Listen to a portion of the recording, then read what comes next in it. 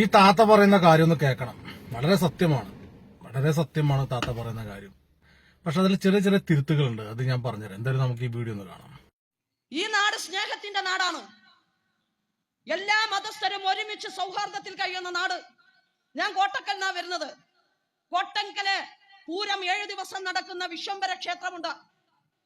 പോകുന്നവര് ശ്രദ്ധിച്ചാൽ മതി. ആ ക്ഷേത്രത്തിന്റെ ഗേറ്റിൽ 3 മതങ്ങളുടെ ചിഹ്നങ്ങൾ ആലേഖനം ചെയ്തിട്ടുണ്ട്. ഒരു ഭാഗത്ത് അല്ലാഹു എന്നാണ് രേഖപ്പെടുത്തിയിട്ടുള്ളത് വിശ്വംഭര ക്ഷേത്രത്തിന്റെ. നടുഭാഗത്തായി ഹോം എന്ന് ആലേഖനം ചെയ്തിട്ടുണ്ട്. മറുഭാഗത്തായി യേശുക്രിസ്തുവിന്റെ കുരിശ് ആ ചിഹ്നം വരച്ചു വെച്ചിട്ടുണ്ട്. എല്ലാ മതസ്ഥർക്കും പ്രവേശിക്കാവുന്ന, എല്ലാ മനുഷ്യരുടെയും സങ്കടങ്ങൾ പറയാവുന്ന ഒരിടം ഈ നാട്ടിലല്ലാതെ എവിടെയാ കാണാൻ കഴിയുക? ആ നാട്ടിലേക്ക് മലപ്പുറത്തിന്റെ മൊത്തം കുടുംബസ്വത്ത് ഏറ്റെടുത്ത് വർഗീയത പടർത്തി ഈ നാടിനെ നശിപ്പിക്കാൻ നിങ്ങൾ വരരുത് എന്ന് ഞങ്ങൾക്ക് വേണ്ടി മാത്രമല്ല, മലപ്പുറത്തിന് വേണ്ടിയാ നിങ്ങളോട് സംസാരിക്കുന്നത്. പാടില്ല. കണ്ടല്ലോ അല്ലേ?